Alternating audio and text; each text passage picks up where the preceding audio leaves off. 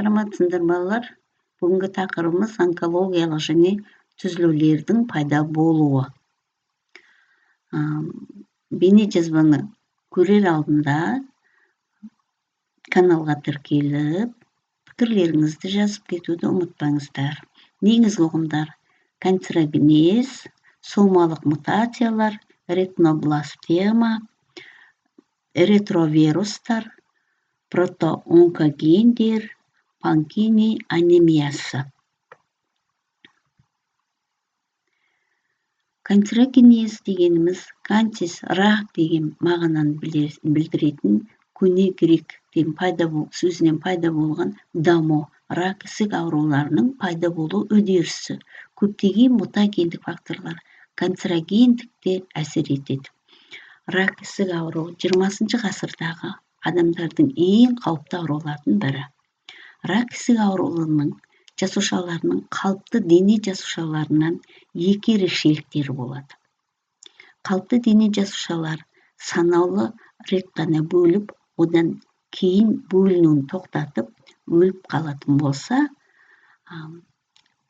рак жасушалары шексіз бөлініп өсу қабілетті, олар ағзаның механикалық зиян келтіріп, өсіп көбейе береді. Сонымен қатар өлуге де әкеледі, жасушалар жойылып, метастаз пайда болады.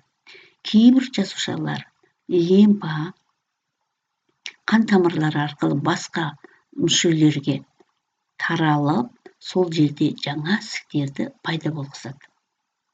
Ағзада бөліну қабілетті кез келген жасушалар ісікке айнала алады, бірақ толық шешілмеген қазірге. Гендердің қызметінің бұзылу механизмдері ісік аурулардың тұқым қуалайтын, қуаламайтын салдар туралы әлде көптеген зерттеулерді талап етеді. Енді бұл қатерлі ісік аурулардың қазір кездегі нақты анықталған сомалық мутациялар және вирусалық мутациялар туралы түсіндіре кетейік. Сомалық мутациялар өздеріңіз көріп тұрғандай ДНК-ның молекуласының репликациялану және репарациялануының бұзылуының әсерінен болады. Бұл бұзылу үдерісі химиялық, радиациялық, ультракүлгін сәуленің әсерінен ДНК-ның молекуласының бұзылу үдерісі жүріледі. Осындай жағдайда мутацияның әсерінен жасушалар өліп қалса, жаңағы молекуласының бұзылуынан, сол жасушалармен бірге тіршілігін ол да жояды. Ал әрі қарай бөлініп көбейетін болса, ол жасушалар ұрпақтар бәрінде мутация сақталып отырады. Организм денесінде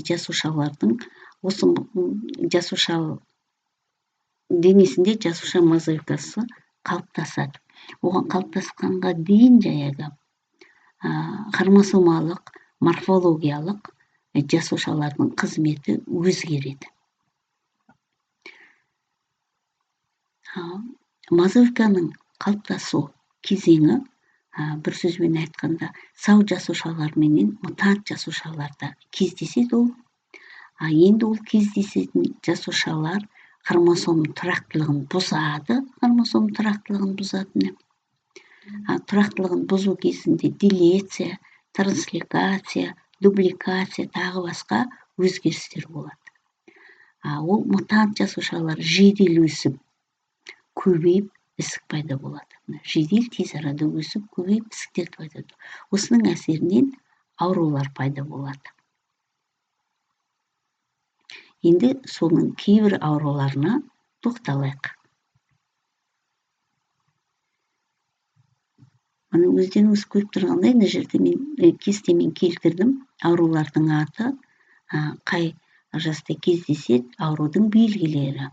Панкини анемиясы деген бұл жас балаларда кездеседі. Қанқа, әсіресе саусақ сүйектері, кәрі жіліктің құрылысы бұзылады. сүйектердің кемік жасушалары жетілмейді. Кемікте эритроциттер түзілетінін жақсы білесіңдер балалар, сондықтан эритроциттердің саны өте аз түзіледі.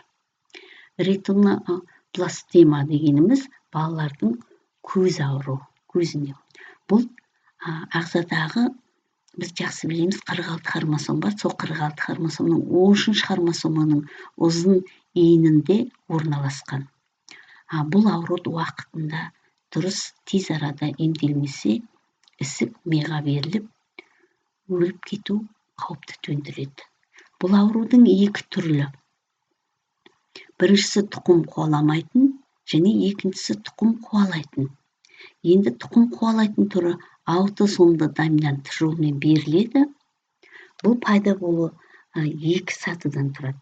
Бірінші мутация алғашқы жыныс жасушаларда пайда болады.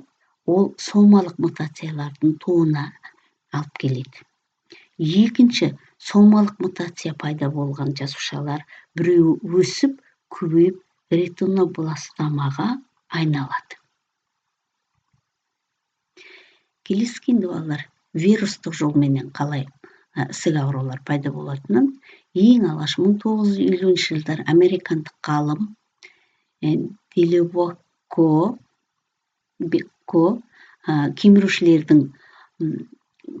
кемірушілерді маймыл вирусымен зақымдап, қатерлі ісік ауруының пайда болғанын зерттеп анықтаған.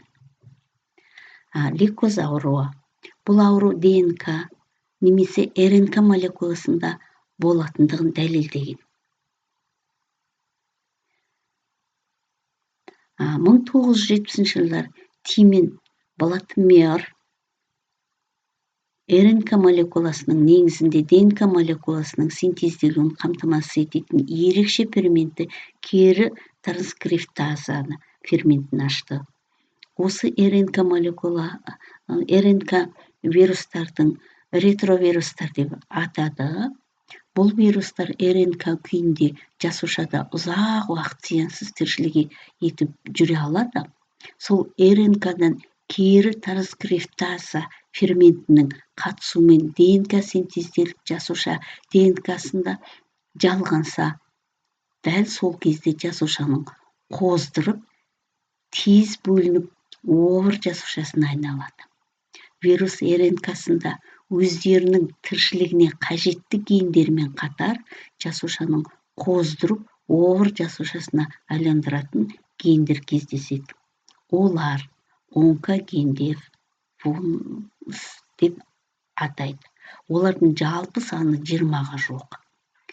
Вирус онкогендеріне ұқсас гендердің адамның қалыпты эукариотты жасушаларында да кездеседі. Бірақ олар өз бетінше қалыпты жасушаны овыр жасушасына айландыра алмайды. Керісінше олар адамның онкогенезінің алғашқы кезеңінде өте маңызды рөл атқарады. Ол гендерді протоонкогендер деп атайды. Енді осы қатерлісік өте қауіпті ауру екенін түсінді деп ойлаймын балалар. Ол өте тез арада көптейді, айналадағы организмге жайылады, қысқа мерзімді қан тамырлары арқылы тұқымын барлық мүшелерге таратып ұялайды, дененің уландырады, науқастың дәрігерге ауруды асқынған жағдайда барады. Оның негізгі себебі науқас байқамай қалады ауруды, асқынған жағдайда емдеп жазу өте қиын. Сондықтан да обырды емдеп жазудан гөрі алдын ала сақтаған оңай. Мына жерде өздеріңіз көріп тұрғандай, эритроциттердің бұзылуы, адам миына дамитын ісіктер, рак клеткаларының қауіпті пішіндері, қатерлі ісікті жаңағы айтқандай бөліну арқылы тез арада көбеюі үдеріс. Енді қатерлі ісіктің алдын алу үшін біз көптеген салауатты өмір салтын сақтау іс-шараларды өзімізге мән беруіміз керек. Оны келесі сабақта қарастырамыз. Сау болыңыздар, сабақ түсінікті болды деп ойлаймын. тіркеліп кетуді ұмытпаңыз.